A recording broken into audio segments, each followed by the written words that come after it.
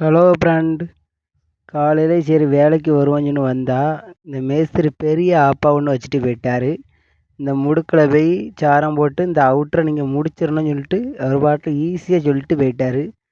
சரி வேலையை பார்ப்போம்னு சொல்லிட்டு நாங்கள் ஒவ்வொரு கம்பு கம்பாக நட்டு சாரம் போட ஆரம்பித்தோம். நமக்கு சரி அவங்க தான் சாரம் போடுதாங்களே, ஒரு சின்ன வீடியோ எடுத்துகிட்டு வந்து நான் வீடியோ எடுத்துகிட்டு இருந்தேன். வீடியோ எடுத்து முடிச்சிச்சு. சரி சாரத்தை போட ஆரம்பிப்போம்னு சாரத்தை போட்டோம். போட்டு முடிக்கவும் வீட்டுக்காரங்க டீ சொல்லிட்டாங்க. சரி நமக்கு சாப்பாடு தான் முக்கியம் சொல்லிட்டு டீ குடிக்க வந்தாச்சு. டீ குடிச்சிட்டு இருந்தோம். நல்லா அருமையான ஒரு டீ போட்டு தந்தாங்க. டீயை குடித்து முடித்தாச்சு.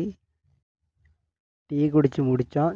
முடிச்சுட்டு சாரத்தையும் போட்டு முடிச்சுட்டு சாரத்தை போட்டு முடித்த உடனே சரி சிமெண்ட் பால்லாம் ஊற்றி அடிக்க ஆரம்பிச்சிருவோம். நேரம் ஆகிட்டு சொன்னு அடிக்க ஆரம்பித்தோம். சரி முடிஞ்ச அளவுக்கு இன்றைக்கி அவுட்ரு கீழே இறக்கிடலான்னு சொல்லி தான் முயற்சி பண்ணி பார்த்தோம். சரி அடிக்க ஆரம்பிப்பேன்னு சொன்னு அடிக்க ஆரம்பித்து கரெக்டாக ஒரு ஒரு ஒரு மணி நேரத்தில் கிட்ட ஒரு கண்டம் அடித்து முடித்தாச்சு. ஒரு 10 அடி நீளம் 6 அடி ஹைட் இருக்கும். அதை அழகாக அடித்து முடிச்சுட்டு அடுத்த கண்டத்தையும் ஒட்டி விட்டு சரி இன்றைக்கி இந்த செவரை எவ்வளோக்குள்ளே இறக்க முடியுமோ சொல்லி இறக்கி விட்டுருவோம் அப்படின்னு சொல்லிட்டாங்க. முயற்சி பண்ணி 2 கொத்த நேரம் வேலை பார்த்துட்டு இருந்தோம்.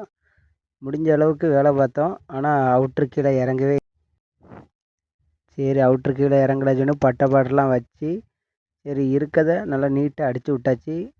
ஏன்னா காலையிலே தான் நாங்கள் சாரம் போட்டு அந்த முடுக்குக்குள்ளே ஓடெல்லாம் பிரித்து கஷ்டப்பட்டு வேலை பார்த்தோம்.